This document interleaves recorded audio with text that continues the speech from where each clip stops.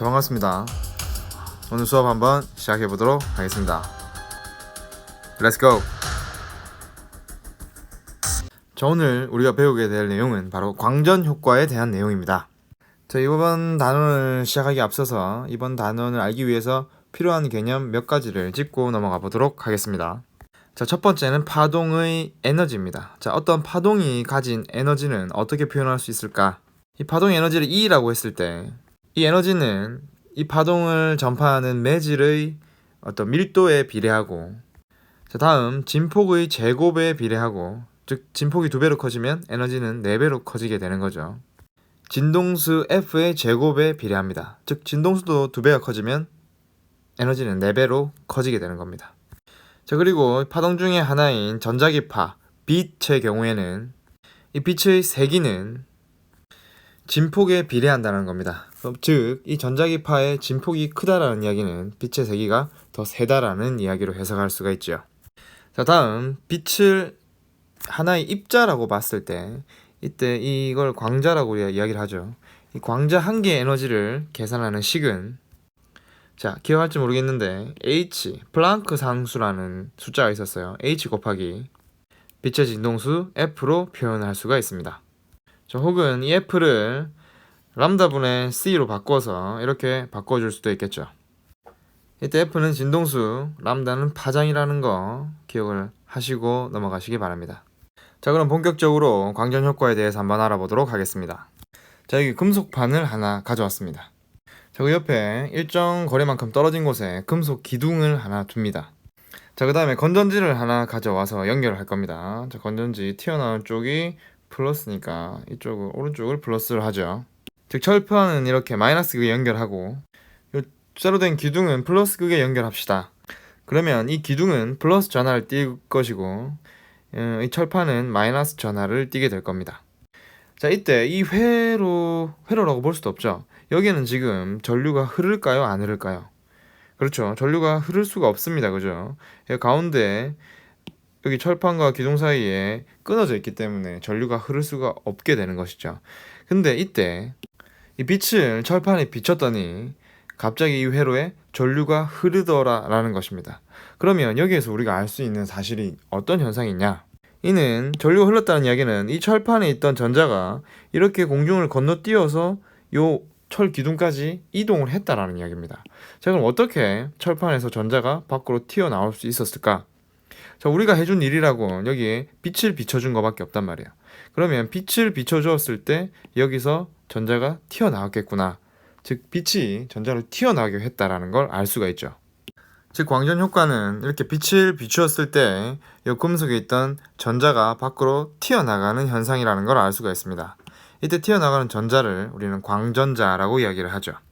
자, 근데 이 실험에서 뭔가 이상한 점들이 발견이 되기 시작합니다.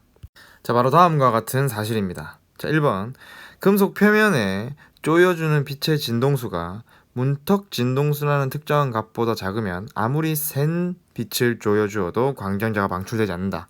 자, 여기서 중요한 건 바로 아무리 센 빛을 쪼여주어도 광전자가 방출되지 않는다는 점입니다. 자, 이 그림을 보면 빛이 이 금속에 구속되어 있던 전자들을 밖으로 뽑아내는 역할을 합니다. 그죠? 그러면 구속이 되어 있다가 밖으로 튀어나오게 하기 위해서는 뭔가 전자에게 에너지를 가해줘야 될 거란 말이야. 그러면 특정한 에너지 이상을 가해줘야만 전자가 밖으로 튀어나올 수가 있겠죠. 근데 빛이 가진 에너지를 우리가 한번 확인해 보면 진폭과 진동수에 따라서 에너지가 커진단 말이야. 그러면 전자가 튀어나올 만큼의 어떤 에너지를 공급해주기 위해서는 진동수가 큰 빛을 쏴야 된다는 건 우리가 이해를 할 수가 있습니다. 그죠? 그래서 실제로 진동수가 큰 빛을 쏘면은 에너지가 더 커지기 때문에 전자가 튀어나오게 되죠. 근데 아무리 센 빛을 쪼여줘도 광전자가 방출되지 않는다는 점이 이상하다는 겁니다. 빛의 세기는 이 진폭과 관계가 있습니다. 그죠? 그러면 빛의 세기가 세다는 이야기는 이 진폭이 커진다는 이야기예요. 그러면 빛이 가지고 있는 에너지도 커지겠죠. 근데 왜 큰 에너지를 가진 빛을 쐈는데도 전자가 방출되지 않느냐 하는 겁니다. 자, 여기에서 이제 과학자들이 이상한 점을 느끼게 되는 거죠.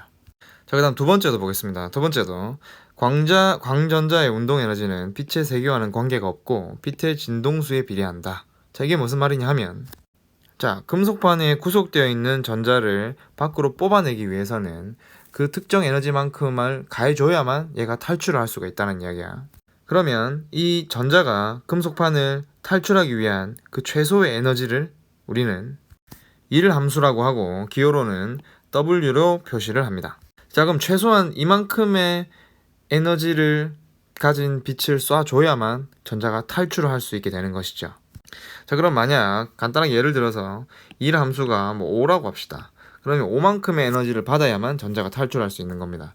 그럼 이때 가해지는 빛이 가지고 있는 에너지가 10이라고 할게.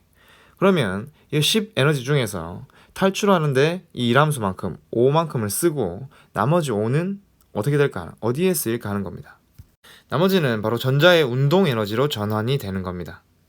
자, 그럼 정리하면 가해준 빛의 에너지는 1 함수와 전자의 운동 에너지의 합으로 나타낼 수가 있게 되는 거죠.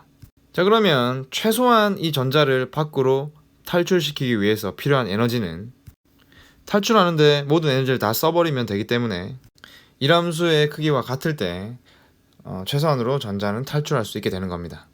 그럼 이때 이 빛이 가진 에너지를 플랑크 상수 h 곱하기 진동수로 표현할 수가 있고, 이건 1 함수가 되는 거죠.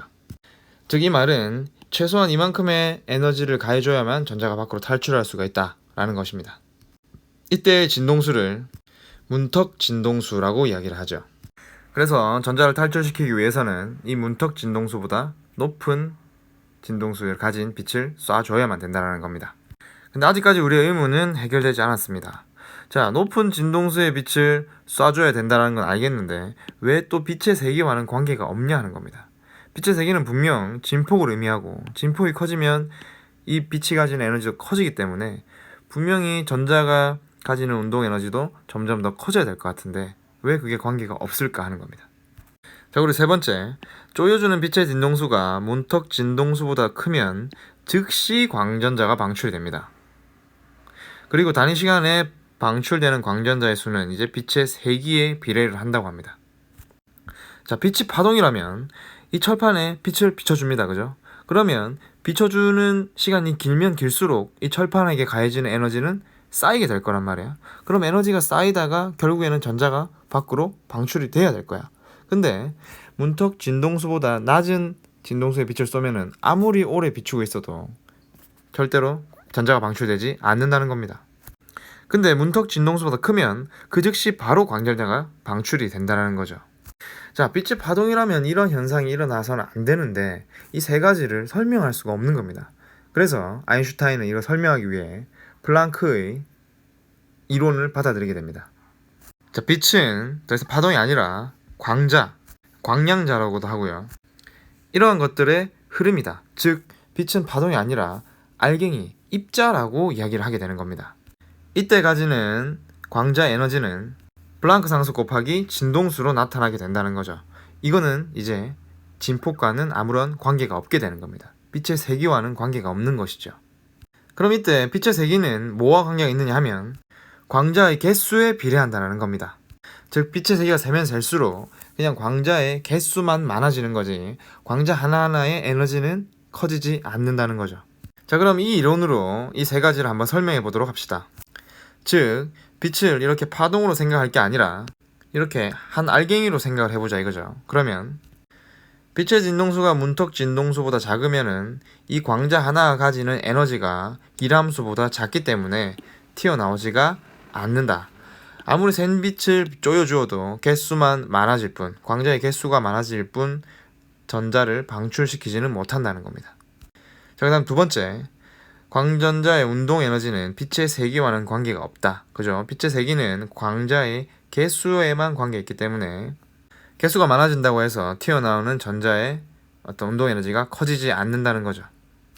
자, 그리고 마지막, 쪼여주는 빛의 진동수가 문턱 진동수보다 크면 이 광자가 가진 에너지가 1함수보다 더 크기 때문에 광전자가 즉시 밖으로 튀어나오게 되고, 단위 시간에 방출되는 광전자 수는 빛의 세기에 비례한다. 빛의 세기가 세다라는 이야기는 광자의 개수가 많다는 이야기죠. 광자의 개수가 많기 때문에 밖으로 방출되는 광전자의 수도 많아지게 되는 겁니다. 자, 이렇게 광전 효과에 나타난 요 실험 결과는 빛을 파동으로 생각해서는 설명할 수가 없고 빛을 입자로 생각해야만 설명할 수가 있게 되는 겁니다. 그래서 아인슈타인은 요 광전 효과에 대한 실험으로 노벨상을 받게 되었습니다. 즉 이전까지는 빛이란 파동이다라고 생각을 했습니다. 근데 이 광전 효과를 통해서 빛이 입자와 같은 역할도 하게 된다는 거죠. 그래서 빛은 파동과 입자 이 두 가지 모든 성질을 다 가지고 있다라고 해서 빛은 이중성을 가지고 있다라고 이야기를 합니다. 자, 이 광전 효과를 볼 수 있는 거 PN 접합 다이오드 기억납니까? 자, P형 반도체는 양공이 있었고요. 빈 구멍이죠. N형 반도체에는 여분의 전자들이 있었습니다. 그죠? 그럼 여기에다가 강한 빛을 비춥니다. 자, 강한 빛을 비추면 어떤 일이 발생하느냐? 여기 딱 들어차 있던 전자가 제자리에 딱 결합을 하고 있었는데 여기에 빛을 받아가지고 이 전자가 밖으로 튀어나오게 되는 겁니다. 물론 이때 가해주는 빛은 이 전자가 튀어나오는데 필요한 이람수보다 큰 에너지를 가져야겠죠. 그러면 전자가 이렇게 N형 반도체로 튀어나오게 되고 그러면 그 튀어나온 자리는 양공이 되는 겁니다. 그래서 양공과 전자가 계속 생겨나게 되는 겁니다. 그래서 이런 원리로 여기 이제 전류가 흐르게 되는 거죠. 자, 이렇게 이 광 다이오드를 광 센서로 활용할 수가 있습니다. 자, 오늘 좀 생소한 개념에 대해서 한번 알아봤는데 광전 효과는 굉장히 중요한 발견이기 때문에 상당히 중요도가 높습니다. 그래서 잘 한번 보시고 수업 시간에 같이 한번 이야기해 보도록 합시다. 수고했습니다.